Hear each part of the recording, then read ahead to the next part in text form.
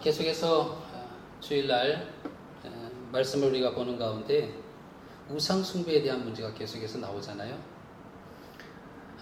이 우상 숭배의 문제는 결국 두 삶 중에 하나를 선택하라라고 말씀하시는 하나님의 그 말씀을 우상 숭배를 통해서 듣게 됩니다.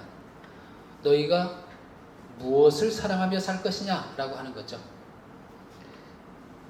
천지를 창조하시고 너와 함께하는 하나님을 사랑할 것이냐, 그렇지 아니하면 너 자신을 사랑하고 또 세상에 속한 것을 사랑하며 살 것이냐라고 하는 겁니다. 결국 이 두 방향, 인생의 방향 중에 우리는 하나 선택해야 되는 것이죠.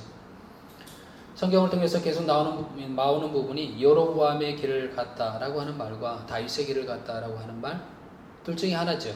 여로보암은 자기 자신을 사랑하고 자기의 욕망을 따라 살아갔던 삶. 다윗은 하나님을 사랑하는 삶을 선택하며 살아갔죠. 우리가 어느 길로 갈 것인가 라고 하는 거죠. 단순히 어떤 형상을 예배하는 그 문제를 떠나서 우리는 무엇을 사랑하며 살고 있는가, 누구를 사랑하며 살고 있는가 라고 하는 것을 끊임없이 물어야 되리라, 그렇게 생각합니다. 하나님의 도구였던 여로보암은요, 자기 자신의 정책인 목적에 따라서 우상을 만들게 되죠. 그 우상을 섬기게 됩니다. 하나님께서 하나님의 사람을 보내셔서 너가 그렇게 계속 우상 숭배하게 될 때에 심판받게 될 것이다 라고 하는 말씀을 들었음에도 불구하고 그 길에서 돌아서지 않습니다. 이 북이스라엘을 우상 숭배의 길로 열었죠. 이런 여로보암에게 하나님께서는 말씀하셨습니다. 여호와께서 여로보암의 죄로 말미암아 이스라엘을 버리시리니 이는 그도 범죄하고 이스라엘로 범죄하게 하였음이라. 여로보암의 죄로 말미암아서 이스라엘을 버리겠다라고 이야기를 했습니다. 이렇게 말씀하신 하나님의 말씀이요, 북이스라엘의 역사 속에서 성취되어집니다. 어떻게 성취되어지는지 보게 되면요, 여로보암이 죽고 난 후에 그의 아들 나답이 왕이 되었는데 그 또한 하나님 보시기에 악을 행하였습니다. 그의 아버지의 길로 행하였대요. 참 이 말을 보게 되면 이 아버지 된 사람으로서 경각심을 갖게 됩니다.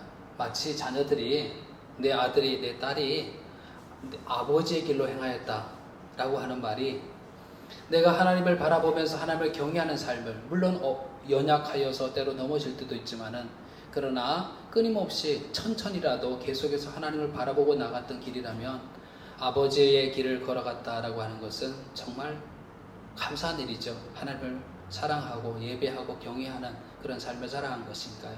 그러나 하나님을 저버리고 자신의 욕망에 따라서 우상을 숭배하며 살아갔던 길이라 그러면 그 자녀들이 아버지의 길을 따라 살아갔다라고 하는 그 말은요, 얼마나 속상한 일인지 모르죠.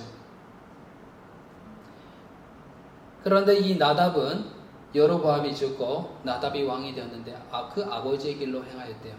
즉 어느 길로 갔다는 얘기입니까? 우상 숭배의 길을 갔다라고 하는 거죠. 그가 나라를 다스린 지 2년째에 바아사라고 하는 사람이 유혈 쿠데타를 일으키게 됩니다. 그리고 이 나답을 죽이게 됩니다. 이렇게 정권을 잡은 바아사 역시 똑같이 우상 숭배의 길을 가게 됩니다. 바아사가 24년 동안 나라를 다스렸으나 다스리고 난 이후에 그의 아들 엘라가 왕이 되는데, 엘라가 왕이 된 지 2년에 시므이라고 하는 사람이 왕을 모반하여서 그를 죽이게 됩니다. 시므리가요, 그 왕이 된 지 7일 천하의 시간을 가지게 됩니다.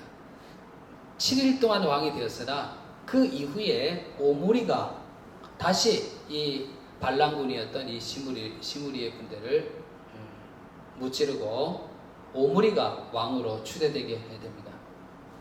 그러니까 이 남유다 왕에 비하여서 북이스라엘의 왕들은요, 계속해서 바뀌게 돼요. 구데타가 일어나게 되고 계속해서 바뀌게 되는 것을 보게 됩니다. 오므리는 어떤 왕이었을까? 성경은요, 분명하게 이야기를 하고 있습니다. 오므리가 여호와 보시기에 악을 행하되 그 전에 모든 사람보다 더 악하게 행하여 라고 되어 있습니다. 이 오므리는요, 그냥 세상적인 관점에서 보게 되면 유능한 사람이었습니다. 정치 군사적으로는 아주 유능하여서 이전 왕보다도 이전 왕보다도 그런 그 실력 면에 있어서는 대단한 왕이었습니다.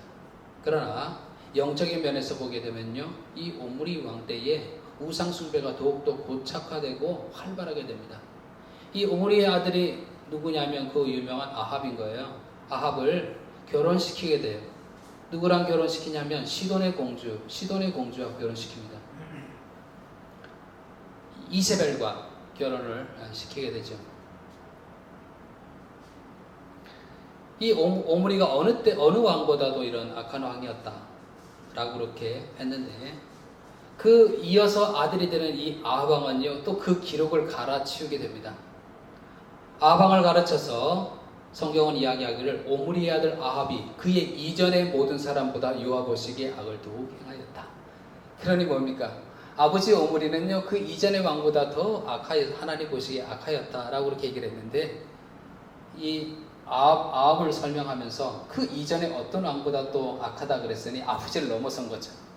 우상 숭배하고 하나님 앞에 악을 행하는 일에 아버지를 넘어서게 된 거죠. 누구를 아내로 맞아들였다 했습니까? 시돈 사람의 왕 엣바알의 딸 이세벨을 아내로 삼습니다. 바알을 섬기게 됩니다. 사마리아에 건축한 바알의 신전 안에 바알을 위해서 제단을 쌓게 되고요, 또 아세라상을 만들게 됩니다. 바알이 남성신이라 그러면요, 아세라는 여성신입니다. 그러니 이 아합 때를 보게 되면, 북이스라엘 그러면 이 아합 때를 늘 생각해야 되는데, 아합 때를 보게 되면 북이스라엘에 있어서 가장 영적으로 최악의 상황입니다. 영적으로 최악의 상황. 하나님을 경외하고 하나님을 예배하는 자들이 핍박받고 우상 숭배자 바알과 아세라를 섬기는 사람들로 가득했던 그럴 때가 바로 아합의 때인 거죠. 영적으로 최악의 상태입니다. 이 아합의 때를, 또 아세라상을 만들었으니 그는 그 이전의 이스라엘 모든 왕보다 심히 이스라엘 하나님 여호와를 노하시게 하였더라 라고 되어 있습니다. 왜요? 그 어느 때보다도 영적으로 악하여서 우상을 숭배했던 때였기 때문에 그렇습니다. 근데 이 아합의 때가 영적으로만 그렇게 어려운 때가 아니었습니다. 오늘 본문의 말씀을 보니까요, 엘리야를 통해서 하나님께서 아합에게 어떤 메시지를 전하게 합니까? 이 땅에 내가 말하기 전까지는 비가 내리지 아니하고 심지어는 뭐까지 이슬도 내리지 아니할 것이다 라고 되어 있습니다. 실제로 그 일이 이루어졌어요. 가뭄이 북이스라엘에 가뭄이 내리게 됩니다. 얼마나 이 가뭄을 통해서 그 생계적으로 경제적으로 어렵게 되었는지를 오늘 본문을 통해서 딱 힌트를 얻을 수 있는 그런 말이 있죠. 엘리야가 사르밧에서 사르밧 과부에게 먹을 것을 달라라고 그렇게 청했을 때에 이 사르밧 과부가 뭐라고 이야기했습니까? 그가 이르되 당신의 하나님 여호와께서 살아계심을 두고 맹세하노니 나는 떡이 없고 다만 통에 가루 한 움큼과 병에 있는 기름 조금뿐이라. 내가 나뭇가지 둘을 주워다가 나와 내 아들을 위하여 음식을 만들어 먹고 그 후에 죽으리라. 이 말을 보니까 얼마나 큰 가뭄이 있었는지를 알게 됩니다. 가루 한 움큼이래요. 기름 몇 방울 되겠죠. 그거 가지고 떡 한 덩어리 해먹고 내가 죽어버리겠다라고 할 정도로 극심한 가뭄에 처하게 됐습니다. 그러니 지금 북이스라엘 상황이 어떻습니까? 영적으로 가장 정말 어두운 때였잖아요. 우상이 가득하고 하나님 믿는 자들이 핍박받는 그때, 또 경제적으로도 보게 되면 얼마나 지금 힘든 때입니까? 가뭄에서 가장 힘든 때입니다. 한마디로 정말 어려운 때죠. 어려운 때라는 그 말로 표현하기에도 좀 부족하죠, 사실은. 그러나 표현하자면 정말 어려운 때입니다. 영적으로나 육체적으로나 정말 어려운 때입니다. 지금의 상황을 생각해 봅니다. 우리가 지금 영적으로 봤을 때 하나님을 섬김에 있어서 하나님을 믿는 믿음으로 봤을 때에 이 시대는 어떤 시대 같을까요? 초대교회와 같이도 하나님을 믿고자 하는 사람들이 일어나고 그 사람들이 인정받고 믿는 자들의 수들이 막 늘어나는 그런 영적으로 충만한 때를 우리가 살고 있는가요? 아니면 아합 왕 때와 같이 하나님 믿는 것이 어렵고 또 하나님 믿는 것이 오히려 핍박받고 또 믿음의 생활을 유지하는 것이 힘들 것 같은 그런 시대를 살고 있나요? 정말 신앙의 자유가 다 주어진 것 같지만 어떤 관점으로 보게 되면 우리 안에 또 다른 우상들로 가득하여서 하나님만 믿고 살아가는 것에 대해서 어리석다 생각하고 또 무지한 사람이라고 생각하는 그런 시대를 우리가 살고 있지 않는가 그렇게 생각합니다. 늘 말씀드리지만 형식만 있고 제사의 형식은 있는데 예배 형식이 있는데 하나님만 의지하는 그런 믿음의 사람을 찾기 어려운 그런 시대에 살고 있지 않는가 그런 생각도 하게 됩니다. 경제력은 어떨까요? 지금 코로나 상황을 겪으면서요 어려움에 처한 여러 사람들의 이야기를 우리는 뉴스를 통해서 보게 됩니다. 소상공인의 이야기를 많이 듣게 되잖아요. 정말 힘들어서 토해내면서 본인들이 얼마나 힘든지에 대해서 이야기하는 그런 사람들의 이야기를 듣게 되고요. 또 뉴스를 보다 보니까 저 장애인들 있잖아요. 장애를 가지고 있는 아이들 교육시키는 것도 너무 힘들더라고요. 온전히 이제는 코로나를 통해서 이 아이들을 교육해 줄 수 있는 기관이 오프라인으로 만나지를 못하니까 부모님이 다 책임져야 되잖아요. 부모님도 너무 힘든 거죠. 본인도 생계를 유지하기 위해서 뭔가 해야 되는데 이 아이 때문에 계속 붙어 있어야 되고 힘들고 그렇죠. 이분들을 도와주는 자원봉사들도 이제는 실제로 방문해서 봉사하는 것이 어려운 시기를 겪고 있어 너무 힘든 그런 경우를 보게 됩니다. 이 아합의 때 어려운 때라 그랬잖아요. 지금 우리가 살아가는 시대도 쉽지 않죠. 어려운 때를 살고 있습니다. 영적으로나 또 경제적으로 말입니다. 우리가 어려움의 때를 살아가게 될 때에 하나님을 믿는 그리스도인들이요 믿음이 약해지기 쉽습니다. 어떻게 보면 내가 좀 편하고 좋을 때면 내가 더 믿음이 더 좋은 것 같이 느껴질 때가 있습니다. 그렇죠. 내가 아무 걱정할 것이 없고 그러다 보니 내가 더 시간 내서 예배를 드리게 되고 또 하나님을 찬양하고 찬미하게 될 때에 정말 내게 아무 부족함 없지만 느껴지고 그럴 때가 있죠. 그런데 정말 어려움에 처했을 때에 영적으로 힘들어지고 또 물질적으로도 힘들어질 그때에 우리 그리스도인이라 할지라도 믿음이 약해지기가 쉽죠. 마음의 중심을 잡지 못하고 하루에도 몇 번씩 생각이 이리 갔다 저리 갔다 할 수 있습니다. 이러는 것이 맞나? 이런 생각을 갖는 것이 맞나? 내가 어떻게 해야 되나? 어떤 생각을 가져야지? 어떤 삶의 태도를 가져야 되지? 마음이 이리 갔다 저리 갔다 할 수가 있습니다.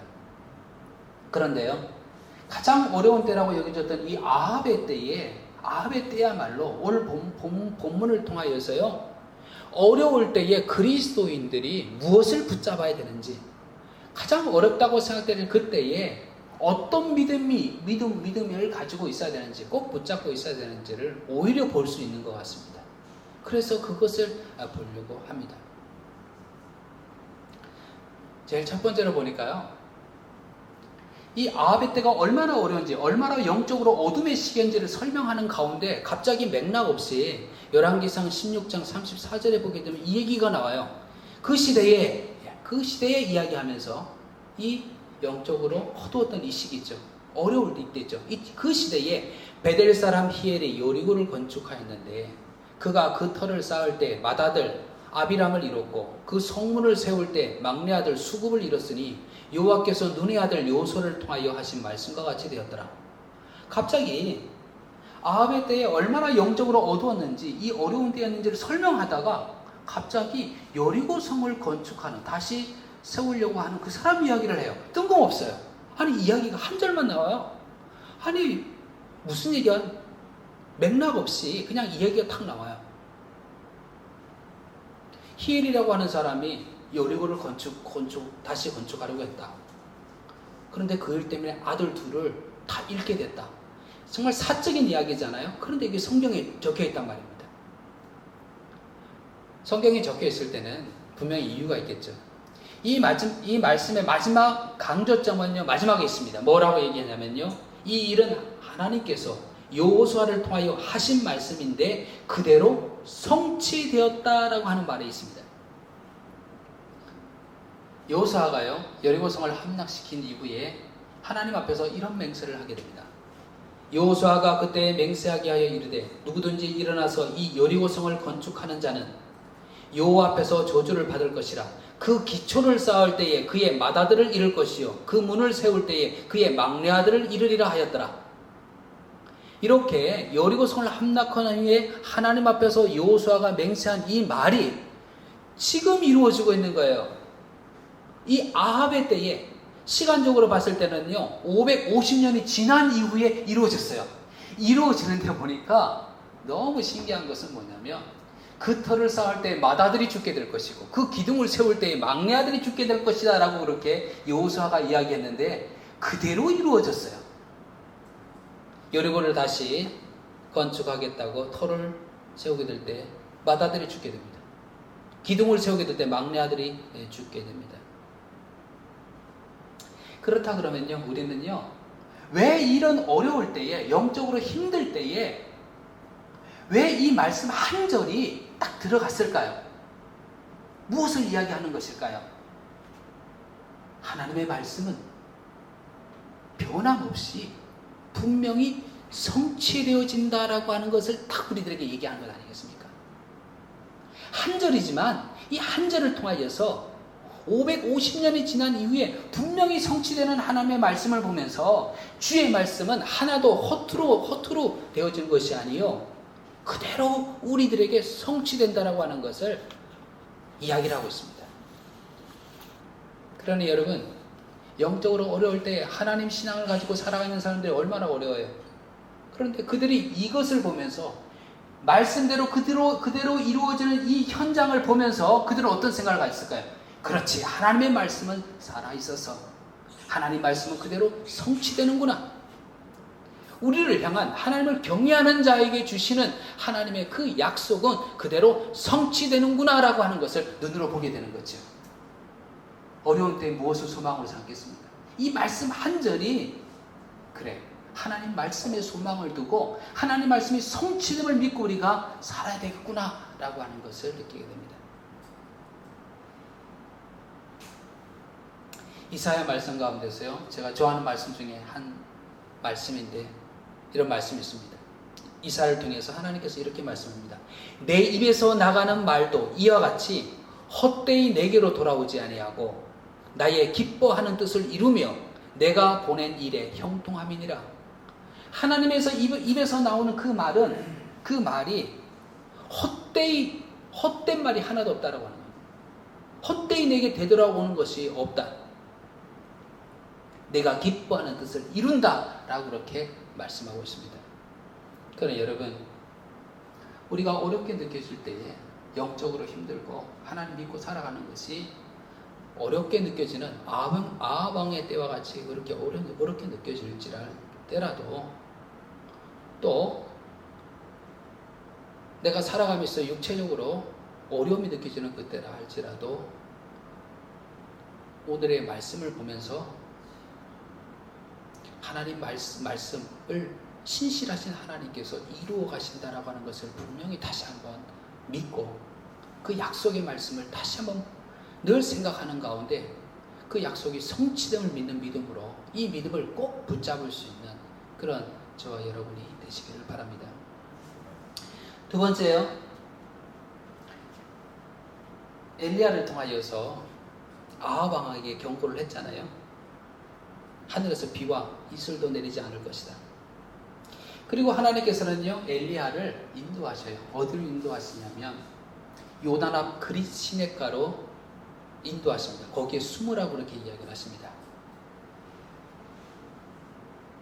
왜 나가서 싸우게 하지 않고 하나님께서 숨으라고 이야기하시냐? 다 하나님의 때가 있는 거죠. 이후에 보게 되면 갈멜산에서 바알 숭배자들과 바알 선지자들과 아세라 선지자들과 대결하는 장면이 나오잖아요.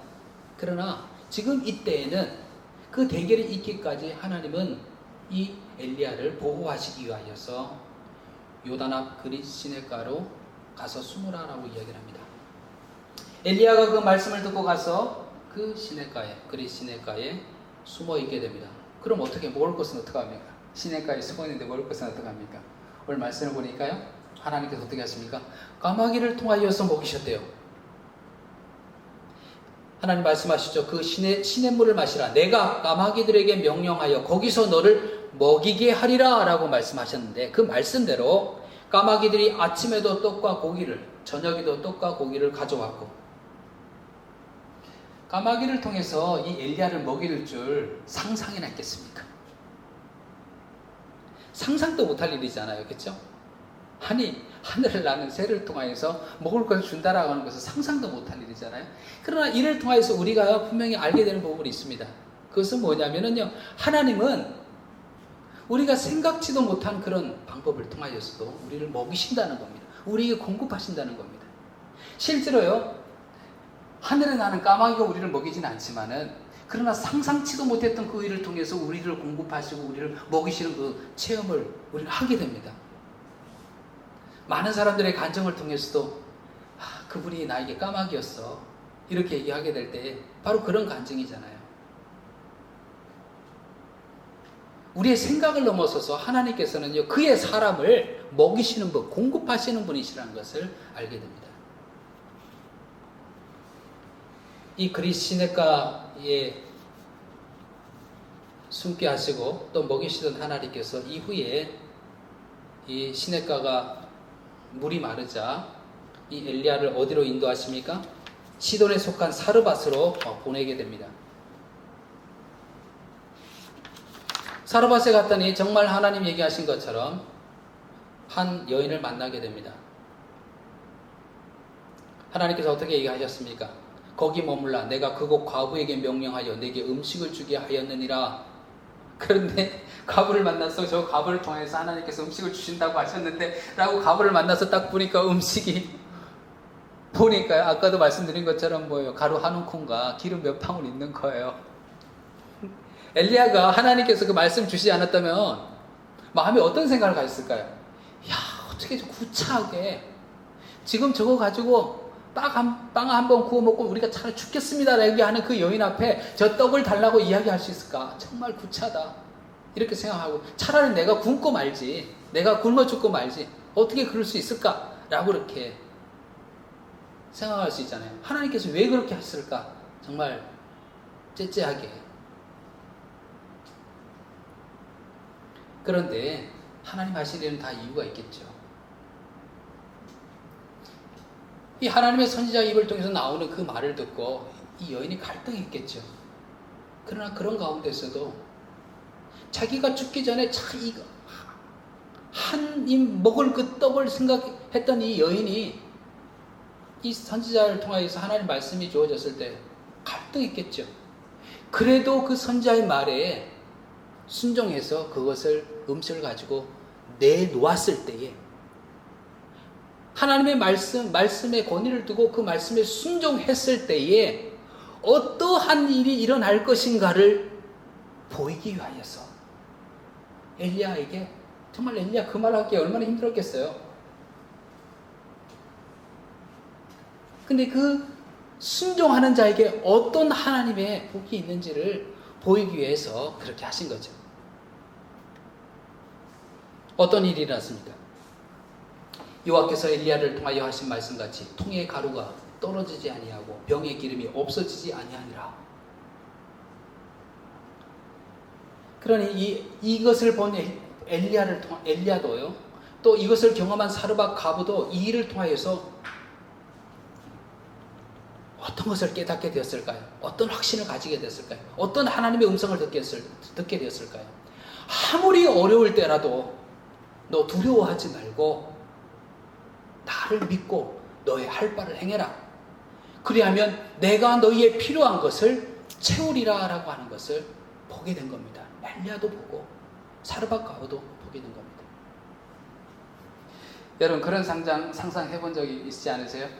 이 사르밧 여인이 가졌던 그 통이 크기가 컸는지 작았는지는 모르겠는데 통에서 그 가루가 떨어지지 않을 때, 이 기름병이 컸는지 작았는지 모르겠는데 그 병에서 기름이 마르지를 아니하였대요.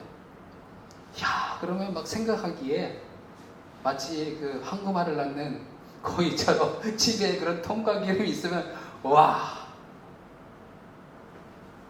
근데 여러분 그냥 그 여인이 살아 평생에 계속해서 그 통에서 가루가 떨어지지 아니하고 그 병에서 기름이 마르지 아니한 것이 아닙니다. 어느 동안에요? 가뭄이 끝날 때까지예요. 가뭄이 끝날 때까지. 그럼 가뭄이 끝나고 난다면 그녀가 어떻게 해야 됐을까요? 이제 할 수 있는 일을 하면서 농사를 짓는지 하면서 그렇게 살아야 될 것 아니에요. 이걸 보게 되면요, 우리 그리스도인의 복이라고 하는 것은 뭐냐면요, 하나님께서 우리의 필요를 채우시는 겁니다. 우리의 욕망을, 우리의 탐욕을 채워주시는 것이 아니라 우리의 필요를 채우시는 거예요. 그래서 예수님의 말씀처럼 뭡니까? 일용할 양식을 주옵시고 라고 하는 것처럼요, 이스라엘 백성의 광야에서 주셨던 만나처럼 우리들의 필요를 채우시는 거예요. 근데 우리가 잘못 생각해서 하나님 믿는 사람이 그냥 밭이 통해서 영원토록 계속해서 가루가 쏟아지는 것처럼 하나님께서 이렇게 부유한 자로 만들어줄 것이라고, 나의 이런 탐욕을 채워줄 것이라고 생각하는 것은 잘못된 겁니다. 필요한 것들 공급해 주시는 하나님, 그것으로 우리는 충분한 겁니다.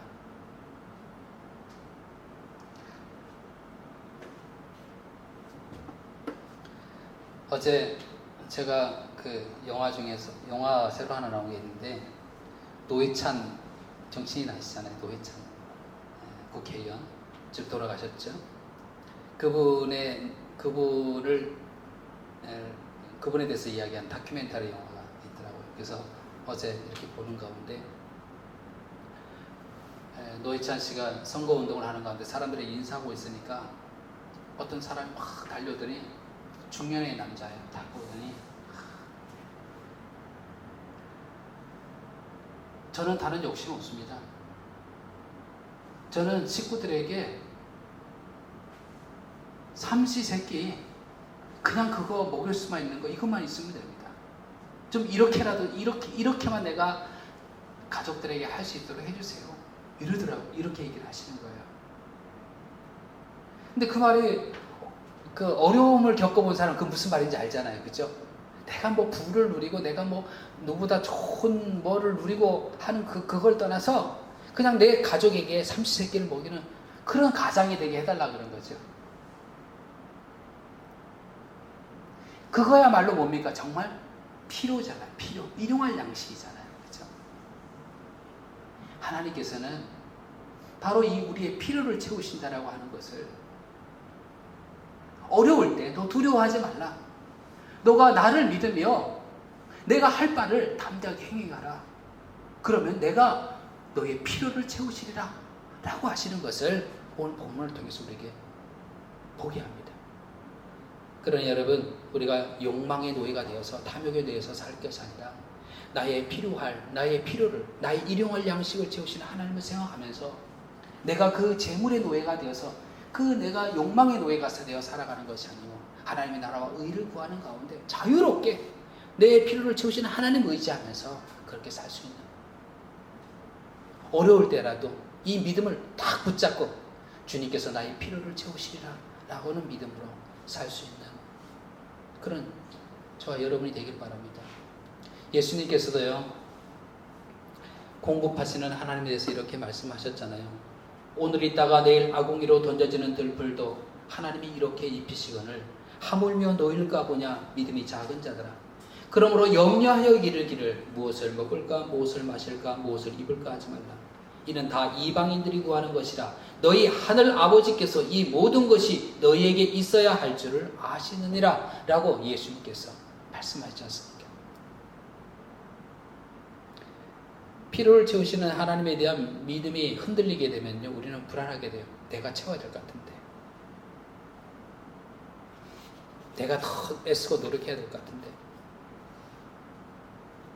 그런데 말씀을 통하여서 계속해서 어려울 때라도 필요를 채우시는 하나님에 대한 확신을 가지게 될 때에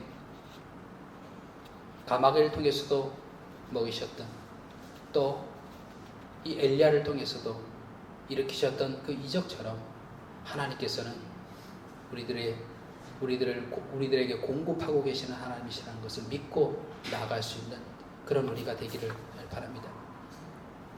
세 번째로요, 아합왕에게 하나님의 심판의 말씀을 선포했을 때에 사실은 그때부터요 생명의 위협을 받는 거죠. 실제로요 이 이세벨은 엘리야의 목숨을 찾게 되잖아요. 그런데 그리 시냇가로 가서 거기서 숨어 있으라라고 하는 말을 통하여서 하나님께서는 그의 생명을 지키시고 그를 안정케 하시는 것을 보게 되죠. 이후에 그 시냇가가 마른 후에는, 물이 마른 후에는 사르밧으로 가서 거기서 머물라라고 그렇게 말씀하십니다.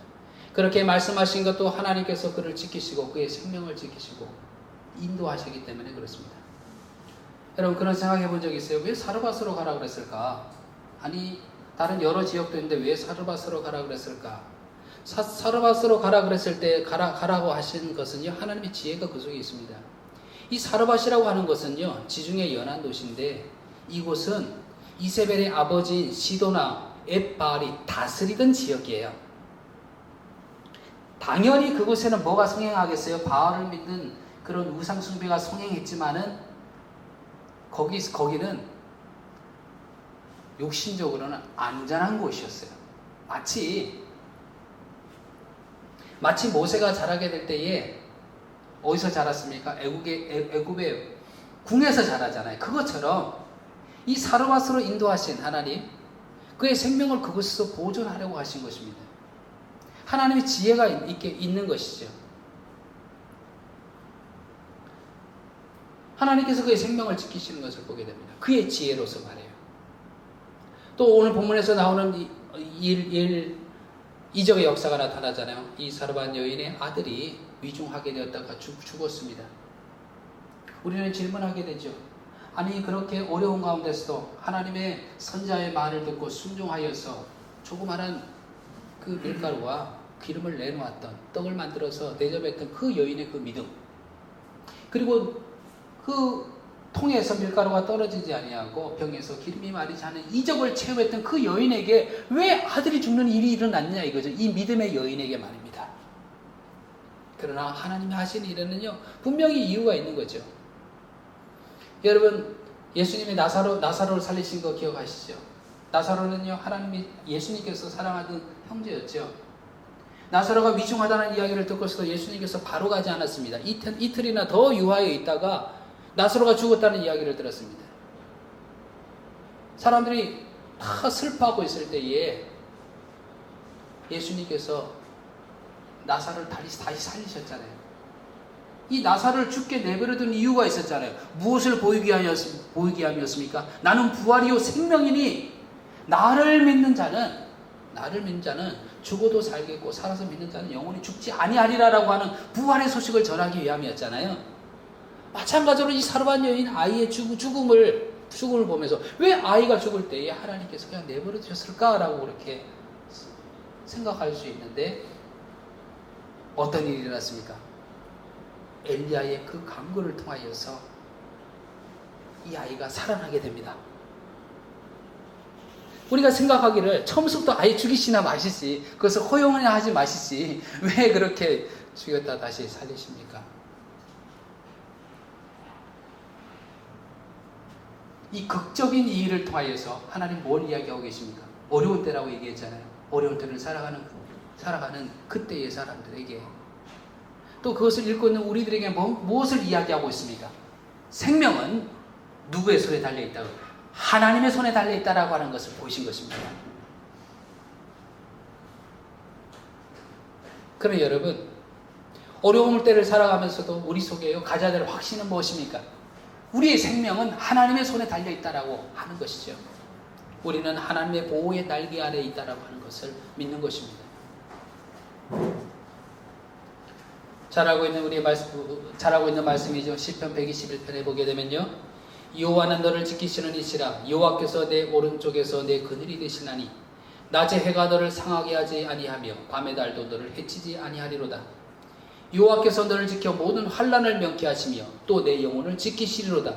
여호와께서 너의 출입을 지금부터 영혼까지 지키시리로다. 시편 기자의 고백이죠. 지키시는 하나님, 나의 생명을 붙드시는 하나님, 낮에 해가 밤에 달이 나를 해치 못하리라. 시편 23편에도 뭐라고 고백하고 있습니까? 내가 사망의 음침한 골짜기를 다닐지라도 해를 두려워하지 않을 것은 주께서 나와 함께 하심이라. 주의 지팡이와 막대기가 나를 안위하시나이다. 사망의 음침한 골짜기를 지날 때에도 목자 되신 하나님께서 나를 지키시리라 고백하고 있죠. 그러니까 여러분, 코로나 상황 속에 우리가 살면서요, 우리의 마음 속에 내재된 불안이 있잖아요, 그죠? 병에 걸릴까라고 하는 그런 불안함, 또 이 병을 통해서 목숨까지 잃는 그런 뉴스를 들으면서 뭔가 안 그런 척해도 내 속에 가지고 있는 내적인 불안감이 있잖아요. 그런데 어려운 때 살아갔던 이 아합의 때 살아갔던 그때에 이 엘리야의 생명을 지키시고 또 죽은 가운데서 이 사르밧 여인의 아들을 다시 살리신 이 사건을 통하여서 하나님께서 말씀하시고 계십니다. 너의 생명은 나에게 있다. 나의 손에 있다. 너는 나의 그 은혜의 날개 아래 있다라고 하는 것을 말씀하고 있습니다. 이것을 읽고 있는, 말씀을 읽고 있는 우리들에게도 통일하게 말씀하시는 거죠. 여러분, 이 아합의 때에 영적으로나 육체적인 삶에 극심한 어려움에 되었던 이 아합의 때에 엘리야를 통해서 행하셨던 하나님의 역사를 보면서요, 어려울 때라도 우리 그리스도인들이 가져야 될 믿음이 무엇인지를 보게 되었습니다. 첫 번째 뭐였습니까? 하나님의 약속의 말씀은 성취된다는 것을 믿고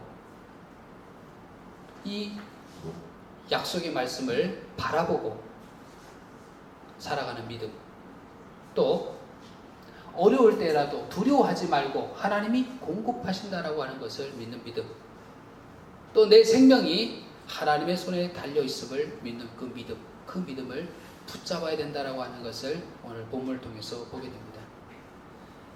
이 믿음이 어느 때나, 어려운 때나 좋은 때나 어느 때나 이 믿음이 우리의 심령을 꼭 붙잡는, 이 심령에 이 믿음이 확고히 설 수 있는 그런 저와 여러분이 되시기를 간절히 축원을 드립니다.